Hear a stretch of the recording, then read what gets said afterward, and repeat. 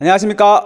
공단기 행정학 이영재입니다. 자, 2021년 지방직구급 기출 해설 진행하도록 하겠습니다. 이제 해설 진행은 이제 출제 비중 총평을 먼저 드리고, 그 다음 내용 한번 해설하고, 내용 정리하고요. 그 다음 마지막 이제 올해 시험 좀 나왔죠? 공무원 시험이랑 이제 또 이제 국가직 7급, 지방 7급 혹시 이제 준비하시는 분들 있잖아요. 그런 분들을 위해서 어떻게 공부하면 좋을지, 이런 순서로 이제 진행하도록 하겠습니다. 네. 여러분들 이제 시험 보신다고 너무 고생을 많이 하셨는데, 어땠습니까?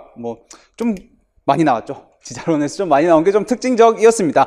전반적인 내용 자체는 어렵진 않았습니다. 전체적으로는. 하지만 한 문제 어려운 문제가 있었죠. 그 한 문제가 조금 불이타성을 하나 있었고, 나머지 문제는 그렇게 어렵지는 않았습니다. 그리고 출제 비중이 참 특징적이에요. 네 문제씩 거의 잘 출제되지 않는데 정말 많이 나왔습니다. 대신에 인사, 정책, 총론에서 한 문제씩 빠졌죠. 요걸 빼서 여기 넣은 요런 비중을 지금 두고 있는 것이 이제 이번 올해 시험이었습니다. 그 다음에 이제 전반적인 합격선은 한 90점 정도면 적당하다라고 보고 있습니다. 예, 일단 95점 정도면 아주 잘 본 거고, 구리타 문제 때문에 100점 받기는 조금 어려운 그런 시험이었습니다. 95점이면 가장 잘 본 점수다라고 말씀드릴 수가 있고, 그 다음에 한 문제 정도 틀려서 한 90점 정도면 합격선이다라고 볼 수 있고요. 85점이면은 조금 아쉬운 성적입니다.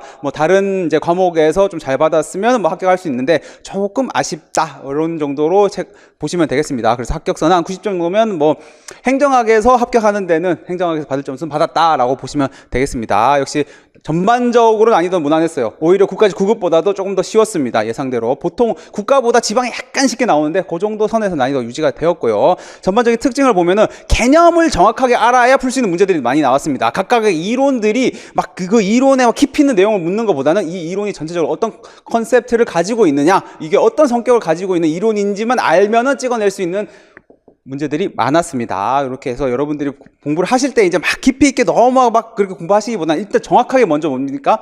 개념을 알아야 된다라는 거 포인트로 알 수 있고요. 역시 지방자치론 출제 비중이 높았죠. 네 문제가 나왔고, 지방자치론 문제는 조금 지엽적인 내용들이 있었습니다. 네, 그렇게 좀 출제 비중이 높았습니다. 아마 내년에 이제 지방자치법이 개정이 돼 시행이 되잖아요. 그것 때문에 조금 관심을 많이 가지고 있는 것으로 보입니다. 특히 지방직이니까 더더욱 이걸 좀 많이 알아야 되는 거 아닌가 하는 이제 출제 의도가 담겨 있는 것 같고요. 역시 자치경찰제 같은 내용들 강조해 드렸죠. 물론 어렵게 나오진 않았지만 이제 자치경찰제 같은 개정법령 관련 주제들이 역시 나왔다. 20번 문제 이제 지방자치단체의 기관 구성 형태에 대한 것도 상당히 지엽적으로 출제가 되었는데, 그것도 뭡니까? 내년부터 바뀌죠. 지방자치법이 내년부터 시행되는 지방자치법에서는 기관 구성 형태를 바꿀 수가 있어요. 법에서 바꿀 수가 있도록 바꿨기 때문에 이런 거를 이제 포인트를 해서 출제가 된 것으로 보입니다.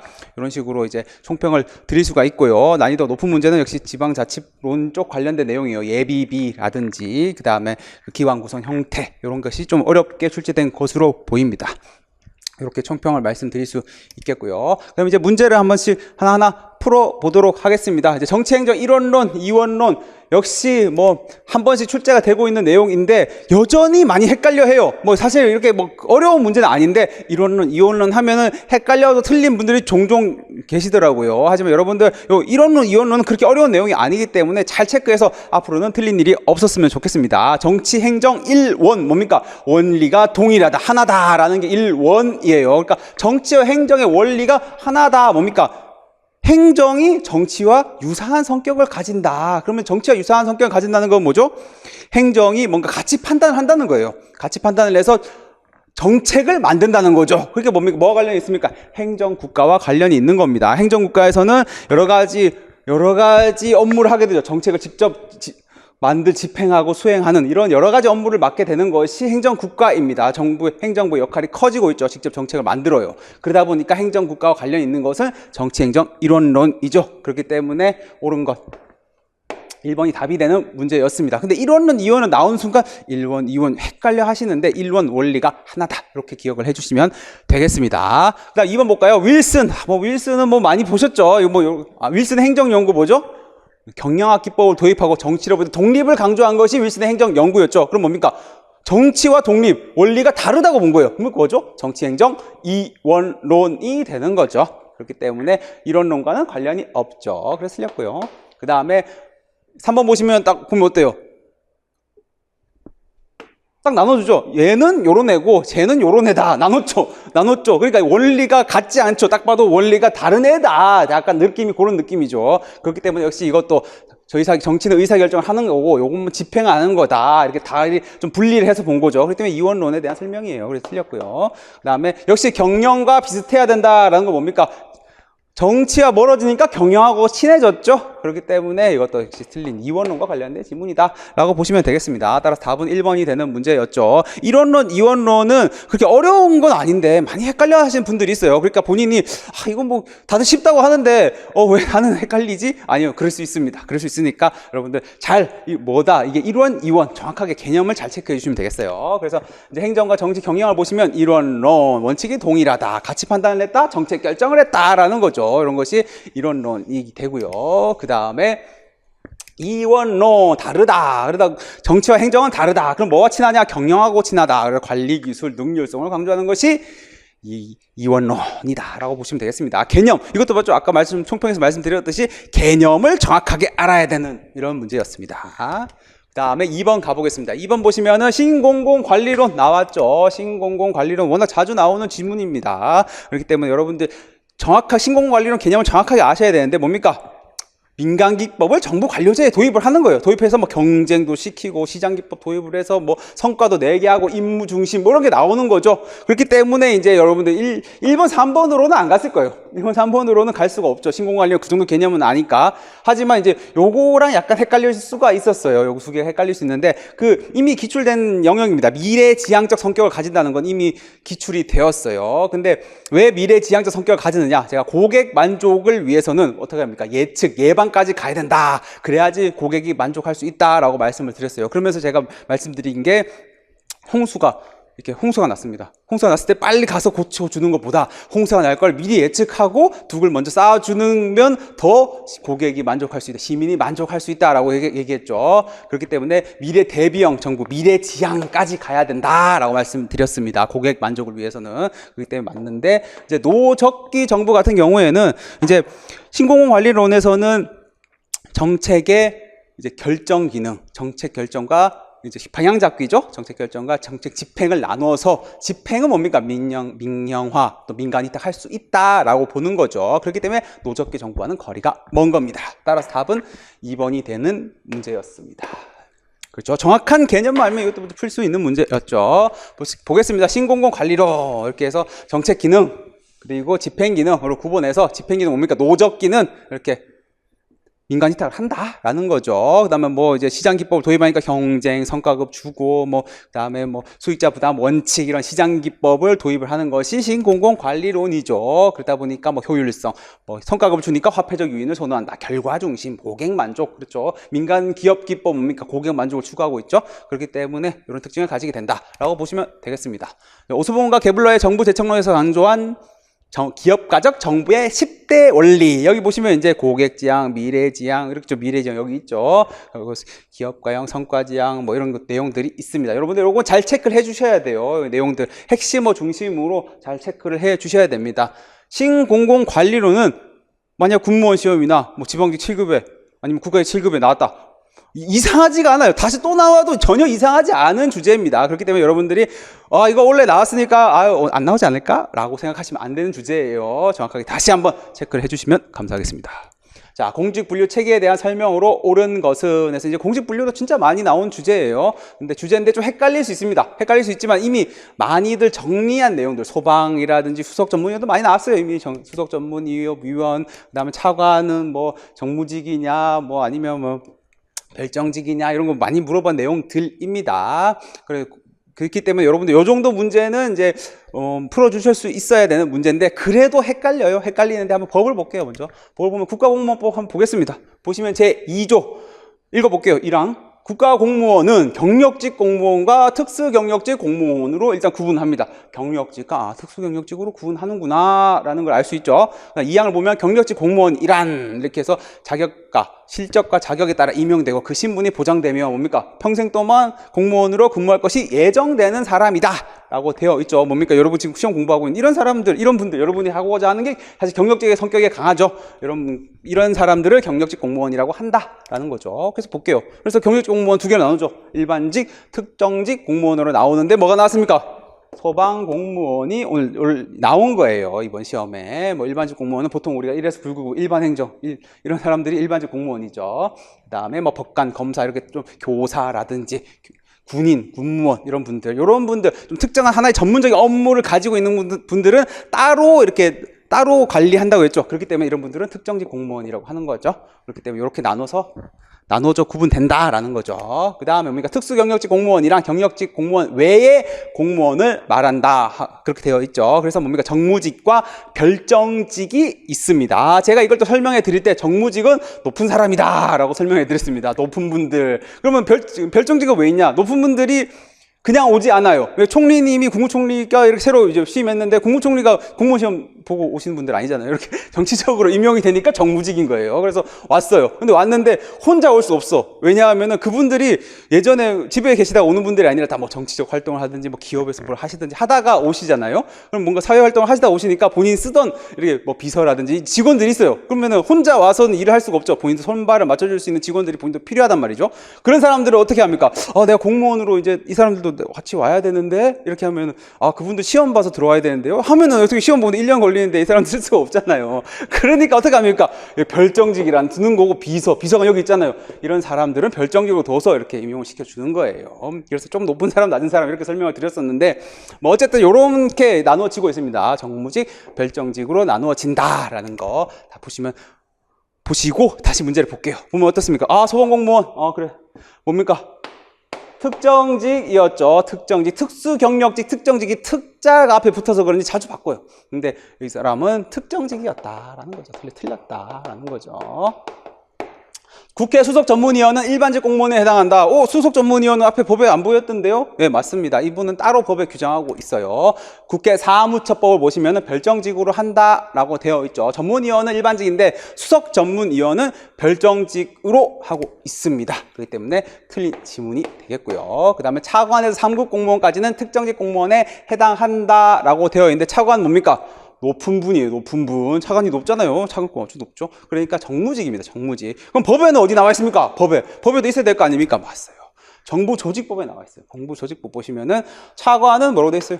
정무직으로 한다고 돼 있잖아요. 그럼 정무직으로 해야 되겠죠. 정무직이고 그 다음에 이제 국가공무원법 제4조를 보시면 일반직 공무원은 1급부터 9급까지의 계급으로 구분하며, 그러니까 급으로 구분된 사람들 뭡니까? 보통 일반직 공무원이 되는 거죠. 그렇기 때문에 뭐 상급 공무원 이런 사람들 뭐 특정직이 되는 건 아니에요. 그리고 차관은 뭐 정무직이니까 어쨌든 틀린 지문이다 라고 보시면 되겠고요.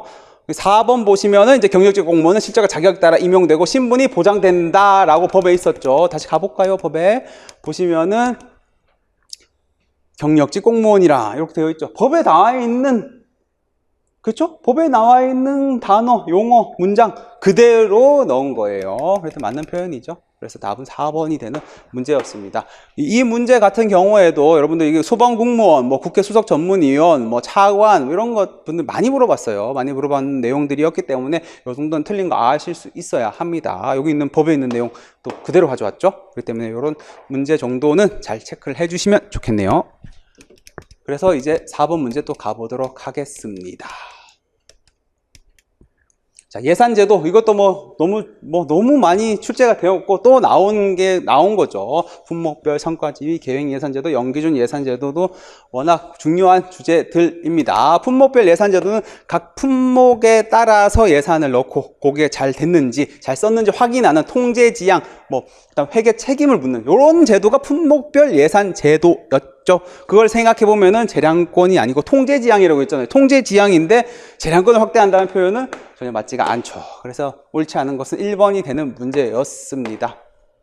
이것도 조금 헷갈려 하시는 분들이 있던데 핵심어만 정확하게 알아도 푸실 수 있는 문제였어요. 2번 볼게요. 2번 보시면 그렇죠. 단위원가를 산정하죠. 성과주의에서. 단위원가 산정이 어렵다라는 것도 오히려 또 단점이 또 되죠. 어쨌든 단위원가를 기초로 산정하고 있습니다. 그래서 2번 맞고요. 계획예산제도는 장기적인 기획과 단기적인 예산 편성을 연계했다. 여기 핵심 단어예요. 그대로 맞습니다. 그 다음 연기준 예산제도는 0에서부터 다시 생각한다 였죠. 그러니까 구애받지 않는다 맞는 표현이 되겠죠. 그래서 제가 정리해 드릴 때 이렇게 이런 정도의 핵심으로 정리해 드렸어요. 그래서 통제 지향적이다, 회계 책임 명확하게 한다, 뭐 이런 표현들, 지출 대상별로 금액을 배정한다, 이런 것들 이 분모배 예산제도의 핵심 단어였고요. 성과주의 예산제도는 수익과 산출을 연결한다, 뭐 관리 지향적이다, 단위원가 산정이 어렵다, 뭐 이런 표현들, 단위원가 산정이라는 표현 나오죠. 그 다음에 계획 예산제도에서도 기획과 예산 편성을 유기적으로 연결했다, 이런 표현들이 핵심 단어예요. 그 다음에 연기준 예산제도 근본적인 재평가를 바탕으로 예산을 편성했다. 그렇죠? 그렇기 때문에 이것도 맞는 표현이 되겠죠. 요 정도, 여러분들 요 정도 내용만 딱 기억을 했어도 이 문제 풀 수 있는 거예요. 그러니까 그렇게 막 너무 막 자세하게 묻지 않았어요. 정확한 개념 대신에 정확한 개념을 알아야 풀 수 있도록 출제가 되었습니다. 너무 지엽적인 거 안 물어봤습니다. 하지만 정확하게 알아야 되죠. 네. 다음 5번 가겠습니다. 특별회계 예산과 기금에 대한 설명으로 옳지 않은 것은, 이것도 사실은 거의 뭐 법에 있는 내용을 중심으로, 개념을 중심으로 출제된 문제입니다. 특별회계 예산 기금도 또 잘 나오는 주제예요. 아주 잘 나오는 주제다라고 보시면 되겠고, 여러분들이 앞으로 또 공부를 하신다면 잘 체크하고 넘어가야 될 주제입니다. 자, 법을 한번 볼게요. 국가재정법 볼까요? 국가재정법 보면은 제4조 회계 구분, 제3항 특별회계는 국가에서 특정한 사업을 운영하고자 할 때, 그 다음에 특정한 자금을 보유하여 운영하고자 할 때, 특정한 세입으로 특정한 세출을 충당, 세입과 세출이 연계가 됐죠. 충당함으로써. 그리고 세입과 세출이라는 표현을 써요. 그렇죠? 일반 회계와 구분하여서 따로 장부를 두는 것이 이제 특별회계 예산이었습니다. 그리고 법률로서 설치한다고 되어 있죠. 이거 뭐 대통령령으로 설치한다라고 되어 있어 틀린 질문 나온 적도 있어요. 법률로 설치하되 이렇게 표현이 되어 있죠. 그다음 기금 보겠습니다. 제5조 제1항 기금은 국가가 특정한 목적을 위하여 특정한 자금을 신축적으로 운영할 필요가 있을 때 뭐죠? 연기금, 국민연금, 기금, 연기금이라 부르죠. 이런 것들. 특정한 목적을 위하여, 그렇죠? 특정한 자금을 신축적으로 운영할 필요가 있을 때 한정하여 법률로서 설치를 한다라고 되어 있고, 제2항에 뭐라고 되어 있습니까? 세입 세출 예산에 의하지 아니하고도 운영할 수 있네요. 오, 세입 세출 예산으로 하지 아니할 수 있구나라는 걸 이렇게 법에 넣은 거죠. 그럼 뭡니까? 왜 이렇게 합니까? 예산이라는 거는 굉장히 경직적으로 막 심의도 엄격하게 받아야 되고 할 게 많죠. 그거에 비해서 보다 탄력적으로 운영할 수 있게 해준 조항인 거예요. 그래서 답이 뭡니까? 그래서 답이 3번인 거예요. 그래서 탄력성이 뭐가 강합니까? 기금이 강한 거예요. 그래서 답이 3번이 되는 문제였고요. 그렇죠. 기금은 특정 수익과 지출의 연계가 강하죠. 특정한 목적을 위하여 특정한 자금을 신축적으로, 특정한 목적을 위하여 하는 거예요. 그렇기 때문에 연계가 강한 거예요. 맞는 표현이 되겠고요. 특별회계 예산은 세입과 세출이라고 했죠. 세입과 세출에 따라서 한다고 했어요. 충당 한다고 돼 있죠. 그렇기 때문에 맞는 표현입니다. 운영체계 지닌다 맞는 표현이고요. 그 다음에 4번 보겠습니다. 4번 보시면은 특별회계 예산과 기금은 모두 결산서를 국회에 제출하여야 한다라고 되어 있는데, 법을 한번 볼까요? 맞는 지문이에요. 맞는 지문인데 한번 법을 보면서 여러분들 근거를 한번 찾아볼게요. 보시면은 국가재정법 제61조를 보면은 국가 결산 보고서를 다음 연도 이렇게 국회에 제출해야 된다라고 되어 있죠. 그럼 결산 보고서에 뭐가 들어가냐? 국가회계법을 보니까 이제 뭐 기금도 들어가고 국가 세입 세출 결산 다 들어가는 거예요. 그래서 기금까지 다 들어가는 거죠. 그렇기 때문에 둘 다 제출한다라는 거예요. 그래서 맞는 표현이 되겠습니다. 이런 문제들은 다 법에 있는 내용을 기반으로 해서 출제된 내용입니다. 정확하게. 그렇기 때문에 어쨌든 답은 3번이 되는 문제였습니다. 6번 가겠습니다. 6번 보시면은 지방재정에 대한 설명으로 옳지 않은 것은, 이 문제 뭐 재정 자립도 같은 거는 여러분들이 조금 헷갈려 좀 할 수도 있었어요. 하지만은 뭐 문제의 답은 명확하게 보였습니다. 자, 답은 뭡니까? 2번이에요. 왜냐하면 국고보조금 같은 경우에는 언제 줍니까? 뭐 국가가 특정한 목적을 하려고 할 때, 요럴 때 이제 국가 예산에서 주는 것이 이제 국고보조금이고, 그렇기 때문에 뭐 특정 재원의 성격을 가진다, 용도가 지정되는 경우가 많다, 이렇게 여러분들이 학습을 했을 겁니다. 국고보조금의 성격, 개념 만 정확하게 알았으면은 자율성을 제고할 리가 없죠. 왜냐하면 용도를 지정해 주잖아요. 요거 써! 이렇게 해서 주는 거예요. 국가에서. 그러면 지자체 입장에서는 내 마음대로 쓸 수가 없어. 내 마음대로 못 쓴다? 자율성이 높아질 수가 없다는 거죠. 그래서 국고보조금의 정확한 개념만 알아도 이 문제는 어쨌든 2번이 답이 됨을 여러분들이 알 수 있는 문제였습니다. 뭐 재정자립도 같은 개념이 워낙 뭐 외울 게 많아서 이제 뭐 이거 맞나? 이렇게 할 수 있어요. 할 수 있어. 하지만은 2번은 정확하게 틀린 걸 알 수 있는 문제였습니다. 그래서 재정자립도 맞아요. 일반 회계 세입 중 일반 회계가 분모로 가고 지방세와 세의 수입이 차지하는 비중을 말한다. 예, 자리정 자립도의 개념이 맞고요. 지방교부세는 이렇게 재정간 불균형 시정하기 위해서 주는 게 지방교부세였죠. 그 다음에 지방자치단체는 요 지방채를 발행할 수 있다라고 되어 있는데 요 지방채 발행에 대한 법조항도 많이 보여드렸습니다. 제가 뭐 진도별 모의고사, 뭐 동영 뭐 이런 데서 많이 보여드렸는데 지방채 발행, 지방자치단체의 장은 다음 각호를 위한 자금 조달에 필요한 때에는 지방채를 발행할 수 있다 해서 언제입니까? 되어 있죠. 그래서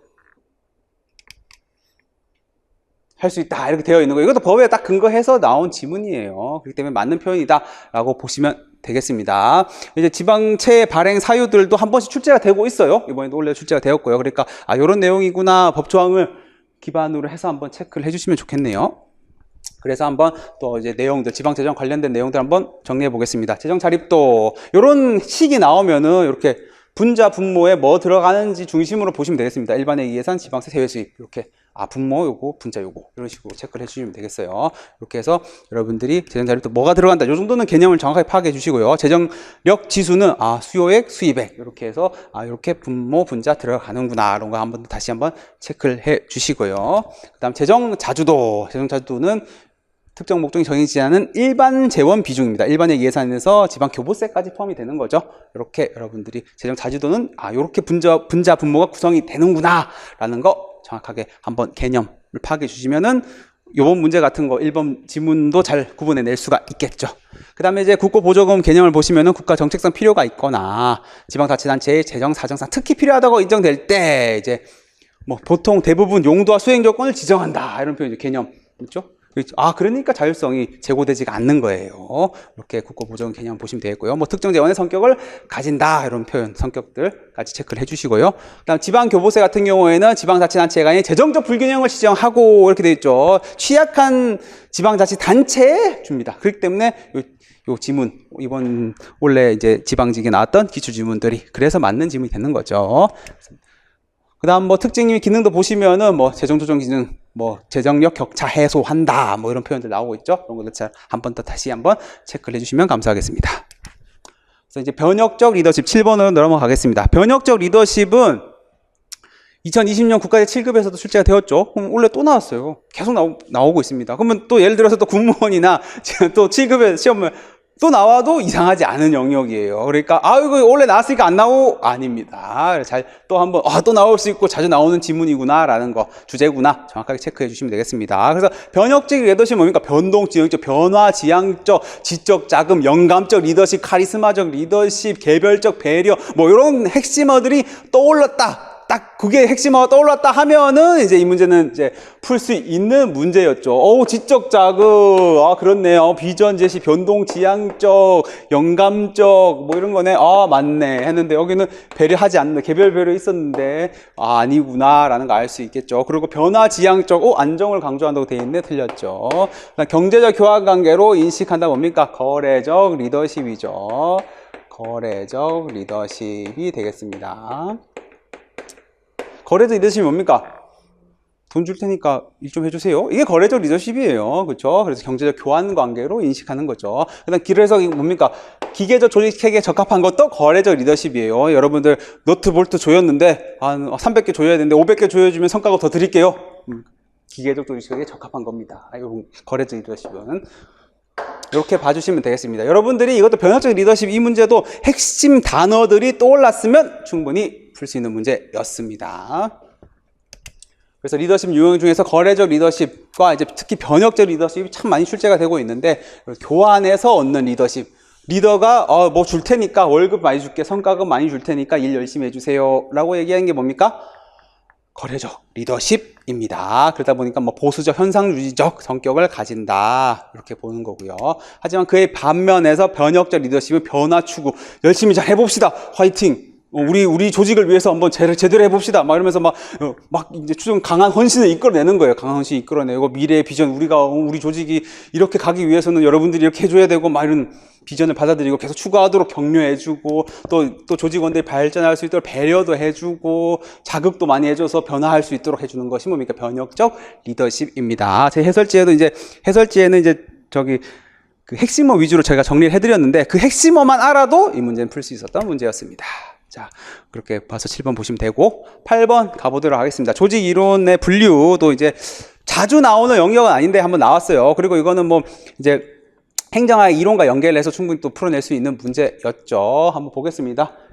이것도 어렵지 않았죠? 여러분, 인간관계론, 뭐 과학적 권리론 뭐 많이 공부하시잖아요. 1번 보면은 인간관계론이죠. 사회적 욕구를 중시하는 것이 이제 인간관계론이죠. 그렇기 때문에 맞는 표현이 되겠습니다. 인간관계론, 과학적 관리론 개념만 알아도 1번이 답인 것을 알 수 있겠죠. 그런 것이면 알 수 있습니다. 그 다음에 이제 과학적 관리론은 테일러죠. 시간 동작 연구는 테일러고, 귤릭은 뭡니까? 행정관리론, 행정원리론과 관련된 거죠. 포스코브와 관련이 된 사람이 귤릭입니다. 그래서 이제 틀린 지문이 되겠고요. 고전적 조직 이론에서는 뭡니까? 합리적, 경제적, 인간관이었죠. 사회적 능률은 신고전적 조직 이론이었고요. 그렇기 때문에 둘 다 틀렸죠. 그래서 하나 틀리고 하나 맞을 수도 있는데 아예 두 개가 다 틀렸기 때문에 뭐 이건 완전히 틀린 지문이 되겠죠. 그다음 상황 이론은 이것도 많이 나왔죠. 상황 이론도 유일체선의 조직 구조가 없다라는 걸 전제로 하고 상황에 따라 효과적인, 효율적인 조직 구조는 달라진다라고 보는 것이 뭡니까? 상황 이론. 상황에 따라 다르다라고 보는 거죠. 그렇기 때문에 틀린 지문이 되겠습니다. 그렇죠? 네, 지금 나온 내용들도 참 많이 나오는 다 주제들이에요. 뭐 인간관계론, 과학적 관리론, 그 다음에 뭐 고전적 조직 이론이 합리적, 경제적 인간관을 가정하고 있고, 뭐 사회적 능률은 신고전적 조직 이론과 관련이 되어 있고, 상황 이론도 참 많이 나왔어요. 그렇기 때문에 각각의 개념들 정확하게 또 파악을 해주시면 좋겠습니다. 그래서 왈도의 조직 이론의 분류를 보시면은 고전적 조직 이론, 합리적 경제적 인간관, 기계적 능률성, 신고전적 조직 이론은 인간관계론과 관련이 있다라고 했죠. 사회적 인간, 사회적 능률성. 현대 조직 이론은 뭐 복잡한 인간 이런 거와 관련이 되어 있다. 이렇게 조직 이론 분류를 했었습니다. 한 번 더 체크를 해주시면 좋겠고요. 그다음에 9번 균형 성과표도 종종 나오죠. 종종 나오고 있고요. 이 정도 문제면은 상당히 그래도 개념을 좀 고루고루 잘 물어본 문제라고 생각이 듭니다. 뭐 짧은 문제였지만 비교적 그렇게 길진 않은데도 내용을 여러 가지 잘 많이 물어봤고, 특히 이렇게 지표까지, 성과 지표는 약간 지엽적이긴 한데 성과 지표까지 물어본 문제가 되겠습니다. 균형 성과표는 뭡니까? 성과의 균형, 뭐 재무적 지표, 비재무적 지표의 균형, 뭐 이런 걸 강조한 것이 균형 성과표였죠. 1번 지문부터 보시면은 뭡니까?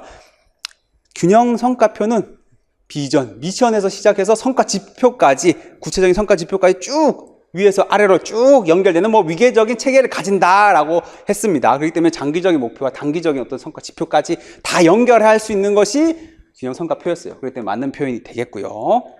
그 다음에 그렇죠, 재무적 성과지표와 비재무적 성과지표의 균형 맞습니다. 그러면은 비재무적 성과지표에는 고객 내부 절차, 학습과 성장 이런 관점이 들어왔었죠. 그렇기 때문에 맞는 표현이 되는 거예요. 그래서 이제 고객 관점에서 성과지표 4번 지문을 보시면 이렇게 여러 가지가 있는데, 이제 여러 가지가 있으면 다 맞는지 한번 체크를 해봐야 되겠죠. 보시면 뭡니까? 시민 참여, 적법 절차.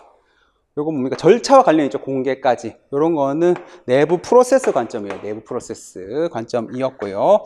그 다음에 내부 직원의 만족도. 내부 직원의 만족도는 뭡니까? 학습 및 성장 관점이에요. 학습 및 성장. 정책 수능도는 뭡니까? 정책 수능, 누가 정책 수능하면 고객의 정책이 수능하는 거죠. 고객이 이 정책이 맞다 하면서 따르느냐, 이건 뭡니까? 고객 관점이에요. 이거는. 그래서 틀렸죠? 뭐 여러 가지가 섞여 있으니까 틀렸는데, 하나 틀려도 원래 틀리잖아요, 지문이. 근데 여기는 여러 개가 틀렸기 때문에 이 중에 고객 관점 아닌 것 같은데 하나만 발견을 해도 이 문제의 답은 4번을 찍을 수 있는 문제였습니다. 또 지표가 조금 지엽적이긴 하지만 충분히 또 좀 공부를 하셨으면은 충분히 풀어낼 수 있는 정도로 이제 출제는 되었습니다. 그렇기 때문에 각각의 지표들이 이렇게 있구나라는 걸 잘 체크를 해주시면 좋겠어요. 균형 성과 관리에 대해서 이제 한번 랩업을 해보겠습니다. 균형 보시면 다양한 관점에서 균형을 강조한 것이 균형 성과 관리, 균형 성과 표죠. 그래서 재무적 지표와 비재무적 지표, 내부, 외부, 뭐 선행, 후행, 단기적, 장기적 관점에서의 균형을 강조한 것이 균형 성과표, 균형 성과 관리입니다. 그래서 이제 여러 가지 성과를 측정하고 있다라는 거죠. 지표를 보시면 이게 지표가 나왔죠. 재무적 지표, 돈과 관련된 게 재무예요. 재무, 돈이죠. 그래서 매출, 돈, 예산 이런 거 돈. 관련된 지표는 재무적 관점이다 라고 보시면 되겠고, 고객 관점은 공공 부분에서는 이제 고객 만족, 우리 시민 만족 중요하죠. 고객 만족도, 정책 수능도, 불만율, 민원인들 불만이 없어야 정책의 어떤 고객 만족도가 높다고 볼 수 있겠죠. 신규 고객의 증감 등 이런 게 고객 관점이고요. 시민 참여, 접법 절차, 커뮤니케이션, 정책 결정하는 것과 관련된 과정과 관련된 것들이 들어가고요. 학습 및 성장, 누구의 학습 및 성장이죠? 조직, 직원들의 학습 및 성장이라고 보시면 되겠습니다. 그래서 학습 동아리, 직원의 동아리, 뭐 제안도 내부 직원들이 제안하는 거예요. 제도 개선에 대해서 제안하는 거, 직무 만족도, 이런 것들이 들어가는 것이 학습 및 성장의 관점의 지표가 되겠습니다. 이렇게 보시면 되겠고요. 특징을 보시면은 뭐 여러 가지 뭐 5개 이상의 분야로 구분 가능하다, 이런 것도 기출되었어요. 나오고, 뭐 그 다음에 이렇게 추상성이 높은 미션과 비전에서부터 구체적인 성과 지표로 이어지는 위계적인 체계를 가진다. 요와 관련된 게 아까 1번 지문이었습니다. 이렇게 봐주시면 되겠습니다. 이런 것이 이제 균형 성과 관리다라고 체크를 해주시면 되겠네요. 10번 정책 지지 연합 모형, 정책 옹호 연합 모형이라고 불리죠. 이것도 뭐 꽤 자주 나오는 정책학에서 나오는 영역입니다. 제가 정책 옹호 연합 모형, 정책 지지 연합 모형을 설명을 할 때 이런 얘기를 했어요. 이제 100% 동일한 건 아닌데, 이제 여러분 정당이 있다 그랬죠. 보수적 정당, 국민의힘 뭐 이런 데가 있고, 진보 뭐 정의당, 뭐 민주당 이렇게 있는데, 서로 이제 사회를 보는 눈이 좀 다르죠. 어떻게 해야 된다라는 서로 신념이 달라요. 이런 신념을 가지고 있는 이제 신념들을 가지고 있고요. 이제 정치 사회 체제에서 신념들 가지고 서로만의 갈등하죠. 이제 막 서로 이제 내가 맞냐, 네가 맞니 서로 싸워가면서 정책을 관철시키려고 뭐 노력을 한다라는 거죠. 하는 거죠. 이런 게 좀 이 정책 옹호 연합 모형과 유사하다라고 말씀을 드렸습니다. 그래서 신념은 뭡니까? 신념. 여러분 정의당 막 해서 막 이렇게 하다가 갑자기 하루아침에 막 보수로 이러진 않죠. 보수에 있는 사람도 이렇게 넘어가지 않아요. 왜? 사람의 마음, 신념이라는 거는 잘 바뀌지 않습니다. 그렇기 때문에 장기간, 10년, 20년 이상의 어떤 장기간의 변동을 설명하고 있죠. 그렇기 때문에 쉽게 변화시킬 수 있다. 틀렸죠. 그래서 답은 2번이 되는 문제였어요. 2번이 되는 문제였고, 1번 보시면 외적인 환경 뭉수, 사회 경제적인 변수 같은 것들이 영향을 미치죠. 영향을 미쳐서 이제 정책을 결정할 때 이제 영향을 주죠. 그래서 이런 걸 연계한다. 맞는 표현이 되겠고요. 그리고 옹호 연합 사회에서 정치적 갈등 발생 시에 정책 중개자가 이를 조정할 수 있겠죠. 갈등이 생기면은 하는 정책 중개자가 뭐 조정할 수 있습니다. 4번 보시면 옹호 연합은 신념 체계가 정부 정책에 관철되도록 갈등하고 뭐 서로 다투고 있죠. 그러다 보면 이런 걸 동원할 수 있다는 거예요. 그렇기 때문에 맞는 표현이다라고 보시면 되겠습니다. 여러분 학습하실 때 이런 표현들은 조금은 생소하실 수는 있었어요.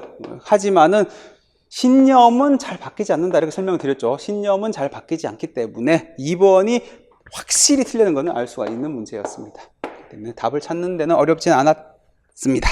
이렇게 보시면 되겠고, 역시 정책 지지 연합 모형, 정책 옹호 연합 모형 잘 확인해 주셔야 됩니다. 자주 나오는 영역이에요, 여기도.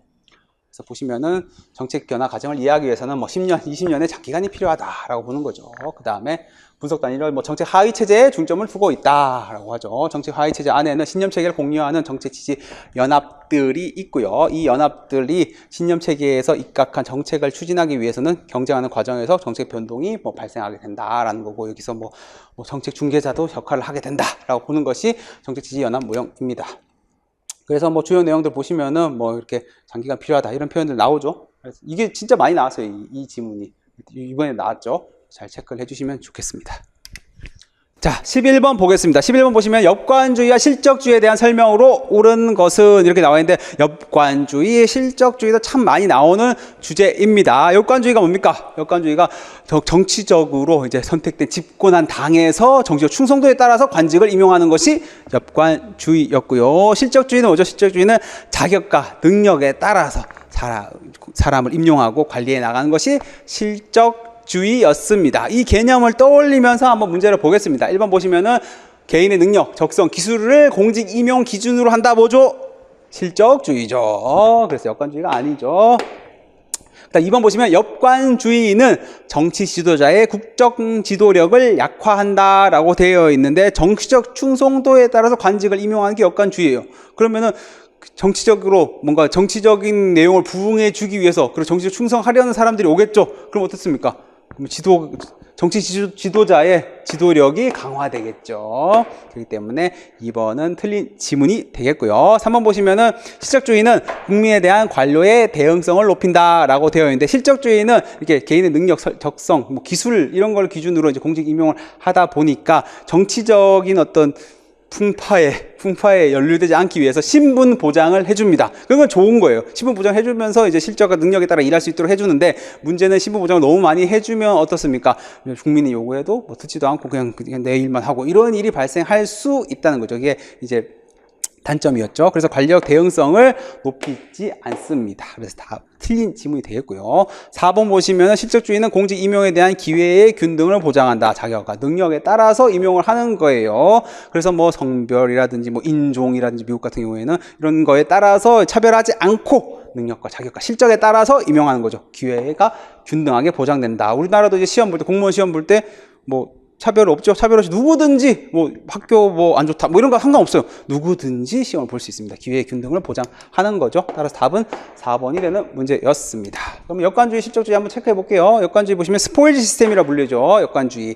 전리품, 스포일즈가 전리품이라는 거예요. 선거에서 이긴 정당이 전리품처럼 관직 임용을 한다라는 거죠. 그것이 역관주의입니다. 선거에 승리한 집권정당이 관직을 정치적 충성도에 따라 자유롭게 처분할 수 있음을 의미하는 것이 역관주의입니다. 그러니까 어때요? 선거에 승리한 집권정당, 정치적 성격이 강하겠죠. 집권정당, 정당 정치 발달하겠죠. 그리고 민주성이 높아지겠죠. 선거에 당선된 정당, 승리한 정당이 하니까. 그 다음에 그 대신 뭡니까? 정당이 바뀌고 집권 정당 바뀌면 계속 사람이 바뀌겠죠. 안정성이 떨어지고 정책 색깔이 강하죠. 정책 중립이 떨어지게 됩니다. 그리고 정책 충성도에 따라 임명하다 보니까 전문성은 고려가 두 번째다. 나중에 고려하게 되니까 전문성이 좀 떨어질 수 있다라는 성격을 가지게 되는 거죠. 그래서 역관제도 장단점을 보시면 이런 것도 뭐 정치적 충성심이 높아진다라는 거죠. 그 다음에 정책 민주성 뭐 이런 거 확보할 수 있다라는 게 장점이지만, 단점은 정책 중립이 낮아지니까 공공성을 저해할 수 있다. 정책 색깔이 띄면서 신분 보장이 안 되니까 부정부패의 원인이 될 수 있다. 그다음에 전문성을 저해할 수 있다. 이런 게 단점이 되겠고요. 실적주의는 실적에 따라서 이제 임용하는 거죠. 실적주의는 실적에 따라서 임용하다 보니까 실적을 체크하기 위해서 합리화, 과학화, 뭐 효율성, 임용의 기회 균등, 정치적 중립, 신분 보장을 해주는 거죠. 이런 거와 관련된 게 실적주의고요. 그다음에 역관주의, 실적주의를 보시면은 뭐 정치적 충성도에 따라서 개방되는 거고, 여기 능력, 실적, 자격으로 중심으로 공직을 임용한다. 이런 성격이 차이가 있다라는 거 체크해 주시고, 장점. 평등, 이념, 실현, 능률성, 향상, 전문성 이런 게 장점이고, 단점은 이제 책임성, 뭐 대응성이 부재된다라고 하는 거죠. 이런 것들은 단점으로 체크를 해주시면 되겠습니다. 역관주의, 실적주의는 자주 나오는 내용이고요. 이렇게 장단점까지 내용 성격을 아시면은 뭐 웬만한 문제는 뭐 풀어내실 수 있겠다 이런 생각이 드네요. 그다음에 이제 12번 고위공무원단 제도에 대해서 한번 살펴보겠습니다. 자, 고위공무원단 제도 뭡니까? 그 계급이 1, 3급을 없애고 고위공무원단으로 관리를 하는 거죠. 높은 이제 고위공무원을. 왜 그렇게 합니까? 성과 내기 하기 위해서 그러는 거죠. 그렇기 때문에 성과와 책임, 그리고 개방형 직위가 많아지죠. 개방과 경제, 역량 중심의 인사, 역량평가 하잖아요. 그래서 역량 중심의 인사, 이 세 개가 맞아요. 근데 계급을 없앴죠. 그렇기 때문에 뭡니까? 계급 중심의 인사관리는 아닌 거죠. 어렵지 않은 문제였습니다. 여기 또 고위공무원단의 정확한 개념만 알면, 계급제 폐기하고 고위공무원단을 만든 거예요. 그럼 계급 중심의 인사관리 일리가 없죠. 이렇게 체크를 해주시면 되겠습니다. 고위공무원단도 꽤나 자주 나오는 영역이에요. 고위공무원단 제도, 7국장급 국가공무원을 중하위직과 분류하여서 범정부적 차원에서 소속과 관계없이 배치가 가능하다라는 거죠. 그러니까 능력과 성과에 기반을 두고 신분보다 일중심, 업무 잘하게 관리하기 위해서 그러는 거예요. 그래서 개방과 경쟁의 확대, 1상급 계급을 폐지하고 직무와 직위에 따라 관리하는 것을 고위공무원단 제도라고 하는 거죠. 이 고위공무원단 제도가 왜 나왔는지에 대한 정확한 개념 을 알면 풀 수 있는 문제였습니다. 어렵지 않았죠? 다음 13번 4차 산업혁명에 대한 설명으로 옳지 않은 것은, 4차 산업혁명이 지금 언제입니까? 지금이에요. 지금 시기, 지금 어떤 시대를 살고 있습니까? 우리가 뭐 AI도 있고 사물 인터넷도 있고 뭐 빅데이터도 활용하고 뭐 이런 거죠. 우리는 지금 초연결성, 초지능성 등의 특징이 있다. 초연결성이 뭡니까? 사물 인터넷 같은 게 초연결성이에요. 한 차원 높은 연결이 되어 있는 거. 인터넷 그냥 인터넷으로 하는 그 수준이 아니라 그보다 훨씬 더 연결이 잘 되어 있는 거. 초연결성. 초지능성 누굽니까? 알파고. 특징이 있죠. 네, 그리고 대량 생산 아니죠. 소량 생산 뭐 이런 거와 관련이 되어 있는 거죠. 그렇기 때문에 이것도 어렵지 않죠? 맞춤형 이런 거와 관련이 되어 있잖아요. 4차 산업혁명은. 그렇기 때문에 2번이 틀린 질문이고요. 사물 인터넷은 스마트 도시 구현에 도움이 된다라고 되어 있는데 스마트 도시 뭐 딱 봐도 뭔가 4차 혁명과 관련이 되어 있는 건 여러분들 아실 거예요. 근데 스마트 시티, 스마트 도시가 뭐냐면은 첨단 정보 통신 기술을 이용해 도시 생활 속에서 유발되는 교통 문제, 환경 문제, 주거 문제, 시설 비효율 등을 해결하여 시민들이 편리하고 쾌적한 삶을 누릴 수 있도록 한 도시를 의미합니다. 하면은 잘 와닿지 않아요. 뭐냐면은 이런 거죠. 이제 세종시에도 이런 게 있습니다. 여기도 서울에도 있는데 자전거 같은 거 공유로 할 수가 있죠. 어플 이용해서 신청하면은 자전거가 어디 있는지 알아요. 거기 가서 자전거를 타고 여기 쭉 자전거를 타고 내가 탈 만큼 타고 또 이제 내린다고 표시하고 그냥 표시하면 거기 두고 가면 돼요. 그럼 거기에 있는 사람들이 아 저기 자전거 있구나 가서 또 자전거 타고 다니죠. 이런 것들이 뭡니까? 다 어플 발달 뭐 이렇게 발달하면서 통신기술이 발달하면서 이루어질 수 있는 기술들이었죠. 이렇게 해서 자전거를 공유해서 자전거를 타고 다닙니다. 이런 것들이 뭡니까? 스마트 도시라고 볼 수 있겠죠. 그래서 첨단 정보 통신 기술을 활용해서 교통 문제, 자전거 타잖아요.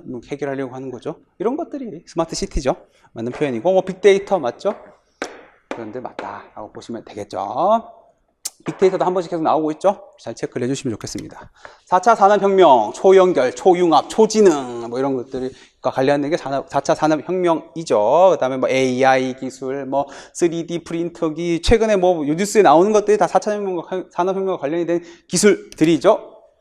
가상현실, 증강현실, 빅데이터, 인공지능, 사물인터넷, 그 다음에 모바일 헬스케어, 3D 프린팅 이런 기술과 관련된 것이 4차 산업혁명이다 라고 보시면 되겠습니다. 지금 우리 생활 속에서 일어나는 이런 일들이다 보시면 되겠죠. 그 다음에 14번 가겠습니다. 행정통제와 행정책임에 대한 설명으로 옳은 것을 모두 고른 것은 외부통제, 내부통제, 니언부터 볼게요.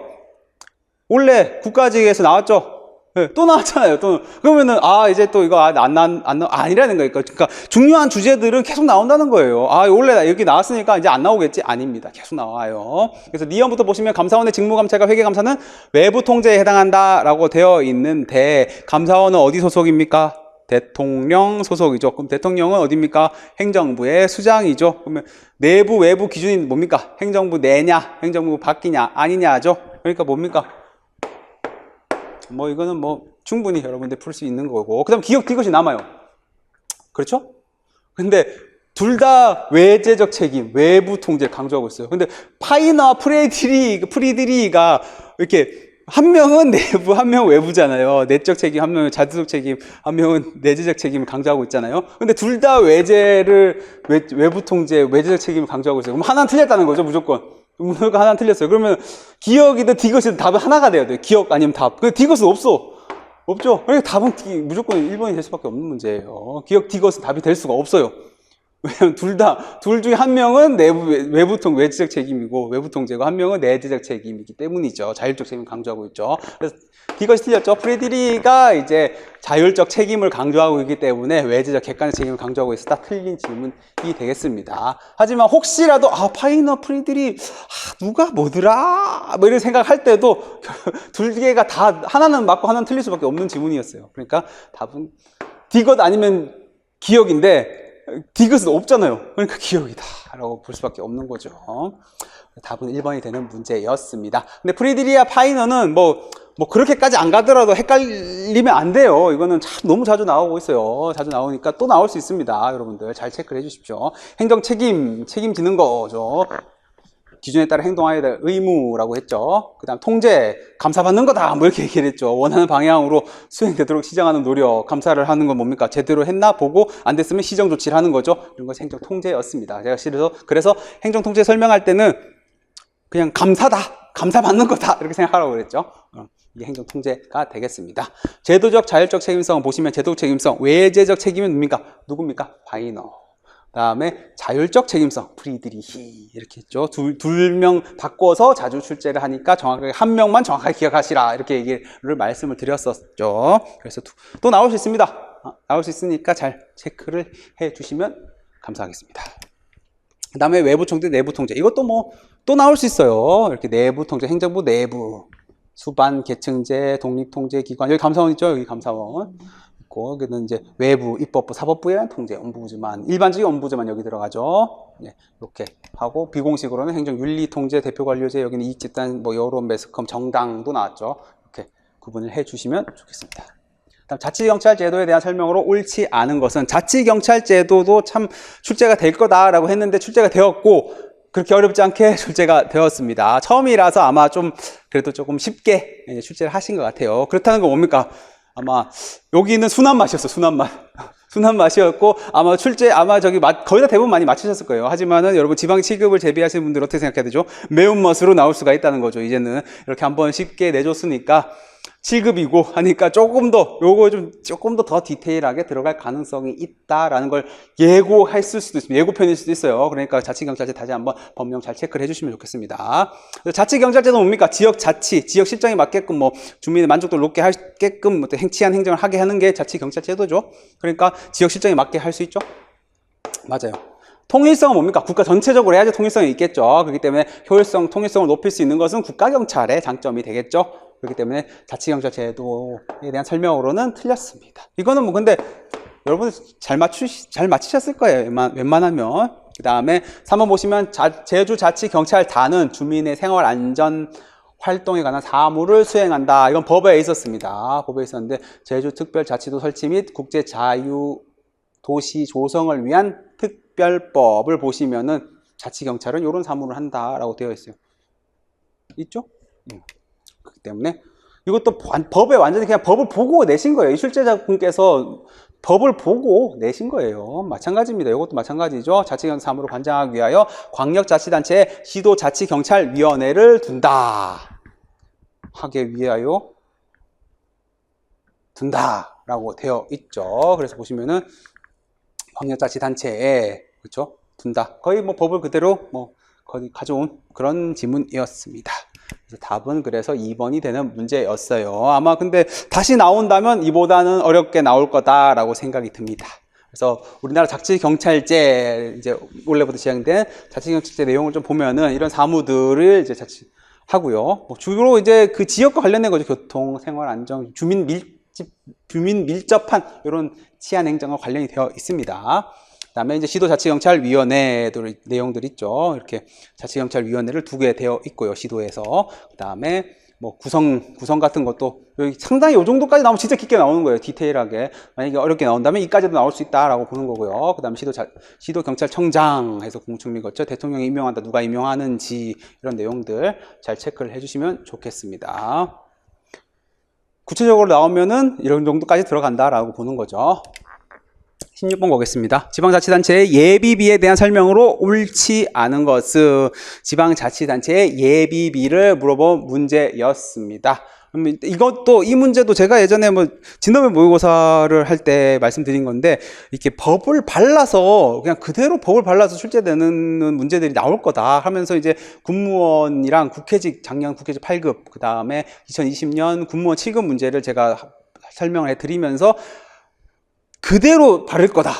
이런 문제가 한두 문제 나올 수 있으니까 법령을 잘 봐라 라고 말씀드렸는데 그런 문제였어요. 그게 법을 완전히 그냥 발라놓은 문제였습니다. 지방재정법 제43조 예비비 조항을 바르는 문제였습니다. 보시면은 지방자치단체는 예측할 수 없는 예산 외의 지출 또는 예산 초과 지출에 충당하기 위하여 일반회계와 뭐 이제 교육비 특별회계, 일반회계의 각 예산 총액의 100분의 1의 예 금액을 예비비로 예산에 계산하여야 하고 라고 되어 있죠. 이렇게 법에 나와 있었고요. 그 다음에 1항에도 불구하고 여기 나왔고요. 그 다음에 3항 보시면은 심의 결과 폐지되거나 감액된 지출 항목에 대해서는 예비비를 사용할 수 없다라고 되어 있죠. 없다. 지금 있다라고 되어 있었죠. 문제에 있다라고 되어 있는데 없다라고 되어 있죠. 법에. 그러니까 보시면은 어때요? 보시면은 그냥 이 1항 2항, 3항을 발라놨어요. 그냥 출제자가. 제가 발라놓은 문제가 나올 거다라고 했는데 이게 발라놓은 겁니다. 그렇기 때문에 여러분 어떻게 공부하셔야 됩니까? 법조항을 좀 봐야 돼요. 이게 익숙하게. 어차피 출제자도 본인의 머릿속에서 이런 건 나오는 게 아니고 법을 보고 본인이 쓰겠죠. 당연히. 왜냐하면 출제자도 문제 오류가 생기면 안 되니까. 그렇기 때문에 그렇게 쓰기 때문에 여러분도 뭡니까? 법을 읽어보면 어차피 출제자랑 원소수가 똑같아요. 그렇기 때문에 법을 좀 많이 보셔야 될 것 같아요. 이렇게 문제를 보면 지금 법조항에서 그대로 가져온 문구가 많이 보였어요. 그래서 보면 어떻습니까? 다시 문제로 돌아오면 예측될 수 없는 예산의 지출을 충당하기 위하여, 예측할 수 없는 예산의 지출 또는 뭐 충당하기 위하여 이렇게 되어 있죠. 그 다음에 100분의 1에 계상해야 된다 있었죠.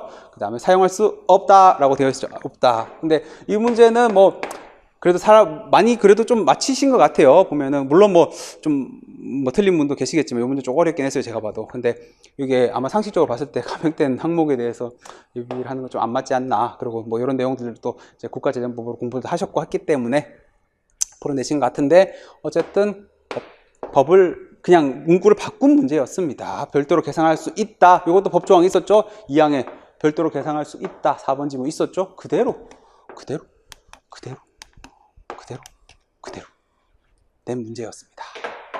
그래서 앞으로 공부를 하실 때 법령을 좀 많이 보셔야 됩니다. 그래서 법령 특강에서도 제가 법조 지문을 그대로 이렇게 다 넣어드렸잖아요. 왜 그렇게 넣어드렸냐 하면은 어차피 출제자도 법 보고 시험을 출제하겠죠. 그렇기 때문에 여러분들 법의 그 기본적인 문구들, 그 법문구 그대로 공부를 하시면은 이런 문제는 이렇게 익숙하게 좀 대응을 하실 수가 있겠죠. 17번 앨리슨 모형. 앨리슨 모형도 뭐 얘기할 필요도 없죠. 너무 중요하죠. 근데 이제 요렇게 이제 지문을 나오면은 제가 이것도 설명해 드렸어요. 이것도 지문이 길어지면은 빨리 캐치해야 된다. 이제 핵심 단어를 캐치해야 된다라고 말씀을 드렸는데 그렇죠. 제가 봤을 때 이 지문은 핵심 단어는 요 두 개였어요. 각 부처를 대표하는 사람들 뭡니까? 높은 분들이라고 얘기했죠. 그래서 제가 정치 모형 설명할 때, 관료 정치 모형 설명할 때 지역 국회의원 떠올리시라 그랬죠. 그래서 높은 사람들 뭡니까? 독립적으로 움직이면서 서로 막 협상하고 타협한다라고 했죠. 그래서 갈등과 타협, 협상 이런 거 나오면 뭡니까? 관료 정치 모형. 이 두 가지에서 관료 정치 모형임을 알 수가 있었던 문제였습니다. 뭐 내용은 뭐 이제 이걸 다 읽으려면은 역시 긴장된 시험 상태에서 이 내용을 다 해석하기에는 쉽지가 않아요. 그러니까 빨리 핵심 단어를 파악을 해서 가는 이런 문제가 되겠습니다. 뭐 쓰레기통 모형은 전혀 관계가 없었죠. 쓰레기통 모형 같은 경우에는 무정부 상태에서의 조직화된 무질서 상태에서의 의사결정을 다루는 그런 모형이 쓰레기통 모형이었죠. 그렇기 때문에 관계가 없고요. 보시면은 이제 앨리스 모형 보시면 합리 모형, 조직 모형, 정치 모형 이렇게 되어 있죠. 그래서 이 세 가지를 이렇게 구분해서 이제 표를 보셨을 텐데 사실 이 표까지 안 봐도 풀 수 있는 문제였어요. 그래서 통제, 명령, 합리적인 합리 모형이 핵심 단어였고, 뭐 느슨, 반독립, SOP에 따라 조정을 한다 이런 게 조직 모형이었고, 지역구 국회의원 떠올려 그랬죠. 독립, 합의, 상위계층이 적용되는 것이 정치 모형이었습니다. 그래서 이 모형 세 가지를 핵심 단어로 구분을 해 주실 수 있는 개념이 있었으면 이 문제는 풀어낼 수 있는 문제였어요. 앨리슨 모형도 워낙 중요합니다. 많이 나오고 있기 때문에 여러분들 또 나올 수 있습니다. 잘 체크를 해주시면 좋겠네요. 다음 신제도주의는 작년에 4번인가 나왔죠. 원래 또 나오죠. 그럼 뭡니까? 아직 작년 기준으로 봤을 때 3번 남았죠. 뭐 물론 뭐 꼭 그렇게 나온다는 건 아니지만 그만큼 많이 나오고 있습니다. 아마 또 나올 가능성이 높고요. 요 정도도 상당히 그 역사적, 사회학적, 합리적 선택, 신제도주의의 핵심 개념들을 하나하나씩, 그리고 1번은 뭡니까? 신제도주의 전체적인 어떤 제도의 범위 이렇게 하나하나씩 탁탁탁 물어본 문제였습니다. 이 문제도 의외로 이제 좀 틀리신 분들이 있더라고요. 이 문제도 틀렸다는 거는 조금 이제 워낙 또 개념이 어려워요. 사실 이게 이제 신제도주의 내용들이 어렵기 때문에 아마 조금 헷갈리시지 않나 싶은데 역시 정확하게 개념을 잘 파악해 두어야 하는 내용입니다. 그렇죠?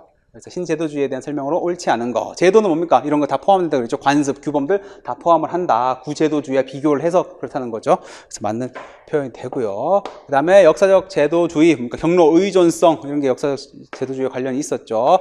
사회학적 제도주의는 뭡니까? 적절성의 논리죠. 결과성, 효율성 같은 결과성의 논리보다 정당성, 적절성이 중요하다라고 하면서 제가 설명해 드린 게 뭐냐면은 구글의 조직 문화에 대해서, 구글의 사내복지 문화를 다른 대기업들이 따라한다 뭐 이렇게 얘기를 했죠. 왜요?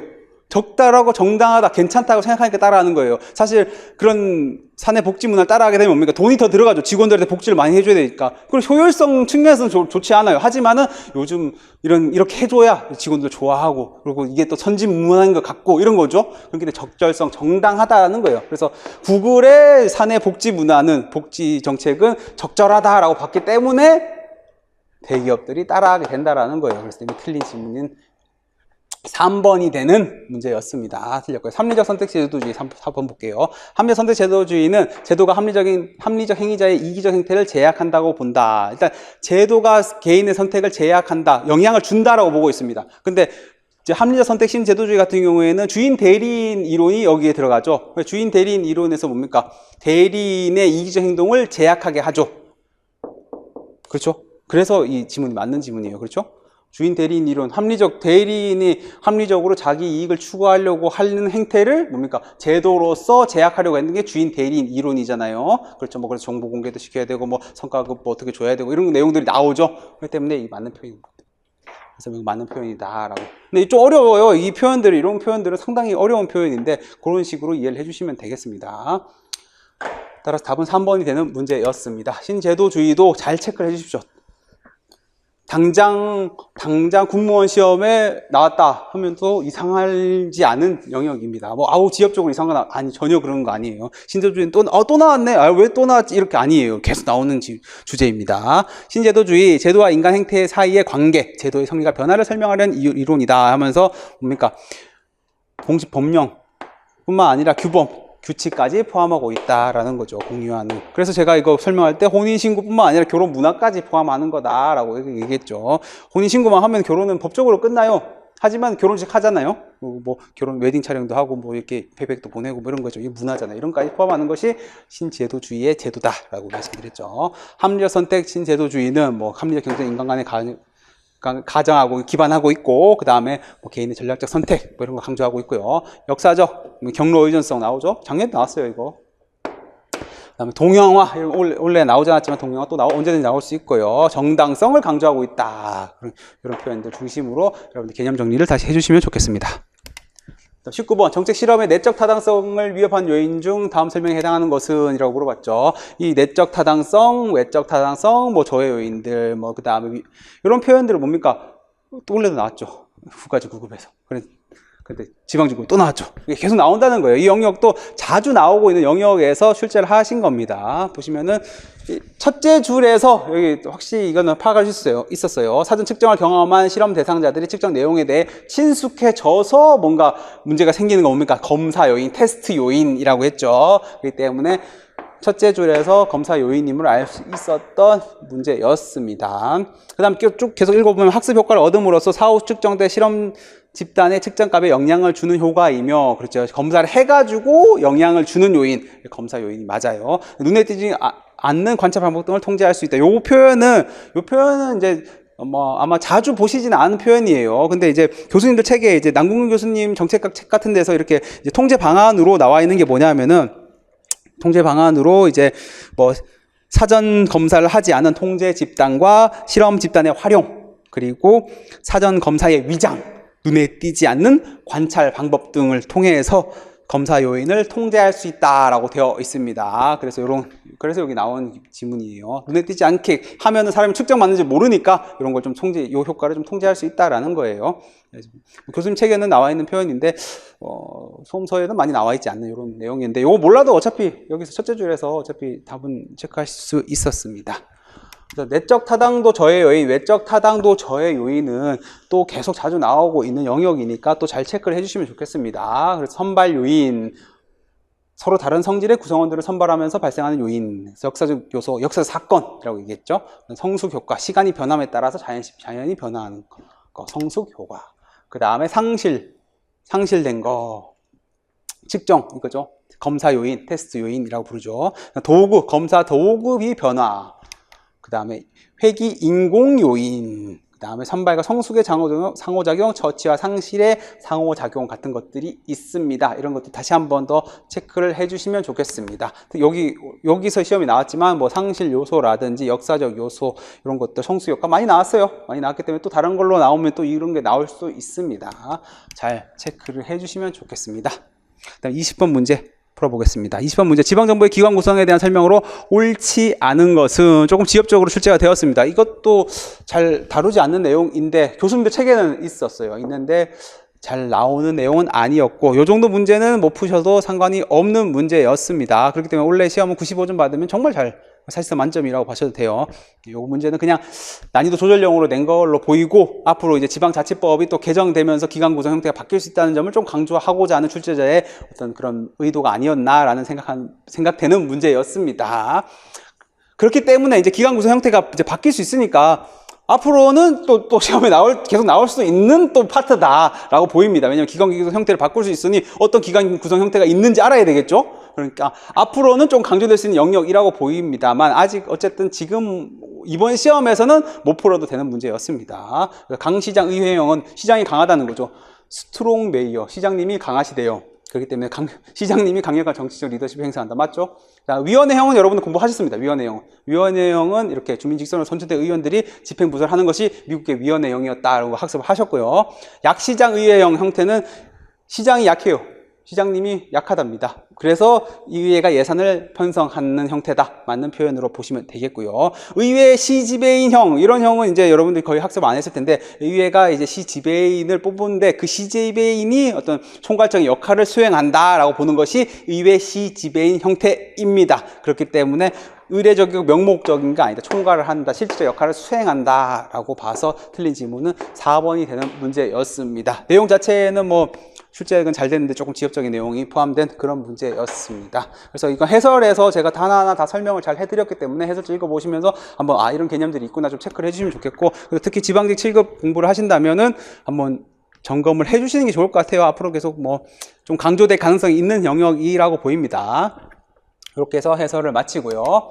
여러분들 이제 시험에 뭐 군무원 준비를 하시는 분도 계실 테고, 이제 또 국가직 7급, 지방직 7급까지 또 생각하시는 분들이 계실 거예요. 그래서 여러분들 특히 군무원 시험을 준비하신 분들 중에서 만약에 이 시험을 뭐 한 4, 5개 이상 틀리셨다 하면은 조금 아직 개념이 100% 잡히지 않았다고 보입니다. 왜냐하면 이번 지방직 9급 시험 문제 같은 경우에는 막 그렇게 어렵게 깊이 있는 내용이 아니라 정확한 하나하나의 이론의 정확한 개념을 알아야 풀 수 있는 문제가 많았습니다. 근데 이런 문제를 한 4, 5문제 이상, 그 이상 틀렸다 하면은 아직 내가 전체적으로 좀 특히 빈출되는 개념에서 조금 부족한 부분이 있다라고 생각을 하시면 되기 때문에, 일단은 다시 한번 뭐 요약 노트를 통해서라든지 뭐 여러 가지로 뭐 기출문제집 통해서라든지 정확하게 다시 한번 개념을 익혀주셨으면 좋겠어요. 일단. 만약 뭐 점수 잘 나왔으면 괜찮고 상관없는데, 만약 그렇다면은 기본적인 개념 다시 한번 탄탄하게 다져주셔야 됩니다. 군무원 시험이 지엽적인 내용이 나온다고 알려져 있지만, 지엽적인 내용도 나오지만 여전히 난이도 하 문제들, 기본 개념 문제들 나옵니다. 그런 문제는 여러분들 난이도 하 문제를 틀리면은 합격하기 어렵죠. 그런 문제를 위해서라도 여러분들 정확한 기본 개념 파악을 하고, 그 다음에 군무원 기출 문제를 보시면서 지엽적인 내용들까지도 이렇게 좀 파악을 해주시는 방식으로 학습을 해주셨으면 좋겠고요. 그 다음에 이제 7급 시험 같은 경우에는 이렇게 나오지 않겠죠. 솔직히 말씀드려서. 물론 뭐 난이도가 이제 쉬운 문제들은 이 정도 개념에서도 풀 수 있는 문제가 나오겠지만, 이제 7급 시험 같은 경우에는 조금 깁니다. 확실히 지문이 조금 더 길고 조금 더 구체적으로 지엽적으로 나올 가능성이 높습니다. 그렇기 때문에 법령들 조금 더 구체적으로 하나하나 좀 체크를 좀 해주시면 좋겠어요. 그 다음 내용도 조금 더 깊게 봐주셨으면 좋겠습니다. 물론 영역이 바뀌지 않아요. 출제 영역 어차피 앨리스 무형이라든지 뭐 다 나올 겁니다. 뭐 신제도주의, 신공관리 나올 거예요. 나오지만은 그 내용 안에서 조금 더 깊이 있게 학습을 해주시고, 그 다음에 법령도 조금 더 구체적으로 들어가 주시면 좋겠다라고 보입니다. 그 다음에 원래 시험 보시면 어떠세요? 최신 법령도 나왔죠? 자치경찰제부터 시작해서. 역시 최신 법령과 관련된 제도는 잘 챙겨 두셔야 됩니다. 그럼 군무원이랑 7급은 똑같아요. 최신 법령 내용은 역시 잘 챙겨 두시면 한두 문제 이상은 꼭 나올 거다. 그러니까 법령 특강에 제가 정리를 해드렸으니까 그런 거 중심으로 해서 잘 체크를 해주셨으면 좋겠습니다. 이제 시험이 끝나고 이제 저도 이제 많이 연락을 뭐 받고 이제 하는데, 어떤 분 같은 경우에는 이제 뭐 제가 국가직 시험에서 50점 받았는데 이번에는 95점을 받았다라고 말씀을 하시더라고요. 그러면 50점, 95점 점수가 하늘과 땅 차이죠. 45점 차이니까. 그리고 국가직 시험하고 지방직 시험하고 지금 몇 개월, 뭐 2달밖에 차이 안 나잖아요. 뭐 2달도 안 나요, 사실은. 근데 그 텀에서 점수가 확연히 달라진 분들이 계세요. 뭐 물론 제가 오픈 카톡방에서 뭐 성실히도 하셨을 거고, 뭐 또 본인도 열심히 하셨겠죠. 그렇지만 어쨌든 점수라는 게 이렇게 확 달라질 수도 있는 겁니다. 여러분도 시험이 뭐 군무원 시험 얼마 남지 않았다, 뭐 또 국가직도 시험도 국가직 7급 뭐 이제 시험, 지방 7급 시험도 그렇게 많지 않았다 하더라도 충분히 어떻습니까? 점수가 확 바뀔 수 있다는 겁니다. 그렇기 때문에 여러분들 뭐 지금 내가 뭐 시험이 너무 못 봤는데 저는 가망이 없어 라고 생각할 필요가 없다는 거예요. 여러분들 지금부터 만약에 뭐 점수가 만약에 50점이다 하더라도 걱정할 필요가 없다는 거죠. 그리고 95점 받는 분도 계시잖아요. 그렇기 때문에 여러분들 충분히 지금부터 해도 또 시험을 잘 보실 수 있으니까 너무 좌절하지 마시고, 못 보신 분들은 다시 한번 차근차근 하나하나 기본 개념을 중심으로 정리를 하고, 또 마지막에는 조금 더 지엽적인 내용까지 정리를 하셔서 또 시험을 보시면은 충분히 또 좋은 점수를 받으실 수 있습니다. 그러니까 너무 실망하실 필요가 없고요. 그 다음에 2022년을 준비하신 분들은, 이제 그런 분들은 기본 개념부터 탄탄하게 다져주셔도 좋아요. 왜냐하면 이게 시험 공부를 이렇게 저도 상담을 해보면 이래요. 제가 손을 놓고 있다가 이제 3개월 남았는데 어떡할까요? 이렇게 얘기하시는 분들이 있는데, 지금부터 하시면 되잖아요. 지금은 그분이 그때 이제 3개월 남은 시점에 상담할 때야 시간을 돌릴 수 없으니까 이제 그때부터 어떻게 공부를 해야 되는지에 대해서 상담을 할 수밖에 없지만, 지금은 어때요? 지금은 시간이 있어요. 그러니까 여러분 시간이 있으니까 지금은 기본 개념부터, 만약에 내가 좀 너무 이번 시험에서 좀 기본 개념이 좀 부족했다 싶으면 찬찬히 하나씩 올리실 수 있는 시간이 있습니다. 그러니까 지금부터 차근차근 하나씩 잘 준비해 나가겠다는 마음으로 임해주시면은 또 내년에 또 웃을 수 있는 그런 날이 오겠죠. 그러니까 여러분들 너무 좌절하실 필요 없고 하나씩 차근차근 공부해 나간다라고 생각하시면 되겠습니다. 네, 경청해 주셔서 감사합니다. 그러면 본 강의든 다른 강의에서 또 뵙도록 할게요. 네, 고맙습니다.